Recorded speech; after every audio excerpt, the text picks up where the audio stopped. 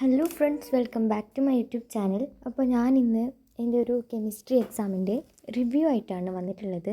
ഇത്രയ്ക്ക് ഒരു ഒട്ടറിയാത്തൊരു എക്സാം ഞാൻ ആദ്യമായിട്ടാണ് എൻ്റെ ലൈഫിൽ എഴുതുന്നത് തന്നെ.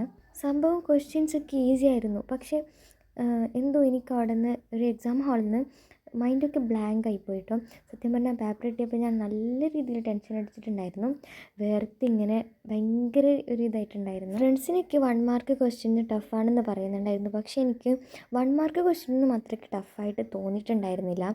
ഈ ഒരു 1 മാർക്ക് ക്വസ്റ്റ്യൻ ഉണ്ടപ്പോൾ ഞാൻ വിചാരിച്ചു ഇത് പ്രശ്നമില്ല, അത്യാവശ്യം ഈസിയുള്ള പേപ്പറാണെന്നാണ് ഞാൻ വിചാരിച്ചത്. പക്ഷേ തെറ്റി ഗൈസ്, ഭയങ്കര ടഫായിരുന്നു.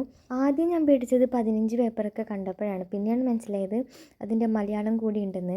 പിന്നെ ഒരു 11ാമത്തെ ക്വസ്റ്റ്യൻ ഉണ്ടല്ലോ, ഡിഫൈൻ ഐസോ ഇലക്ട്രോണിക് സ്പീഷീസ്. ആ ഒരു ടോപ്പിക്ക് ഞാൻ കണ്ടിട്ടേ ഇല്ല.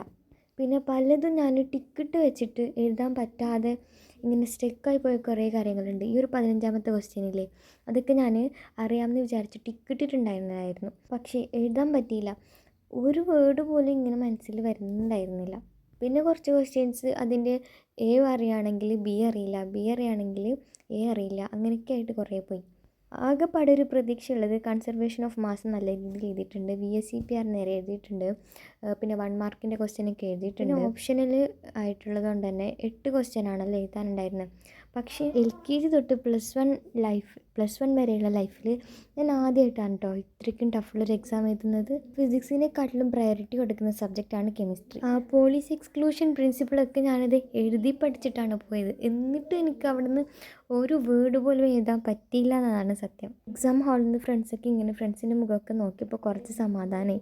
എല്ലാവരും അങ്ങനെയാണ് ഇരുന്നിട്ടുള്ളത്. ഇനിയിപ്പം കഴിഞ്ഞ എക്സാമിനെ നോക്കി നിന്നാൽ നമുക്ക് വരാനുള്ള എക്സാമിനെ നല്ല രീതിയിൽ അറ്റൻഡ് ചെയ്യാൻ പറ്റാതെയാവും. അതുകൊണ്ട് കഴിഞ്ഞത് കഴിഞ്ഞു, ഇനിയുള്ള എക്സാമെങ്കിലും നല്ല രീതിയിൽ പെർഫോം ചെയ്യാൻ വേണ്ടി ട്രൈ ചെയ്യാം. എൻ്റെ ഒരു അഭിപ്രായത്തിൽ മാത്സൊക്കെ നമ്മൾ യൂട്യൂബ് ക്ലാസ് കാണുന്നതിനേക്കാളും ബെറ്റർ ടെക്സ്റ്റ് ബുക്ക് വായിക്കുന്നതാണ് കേട്ടോ.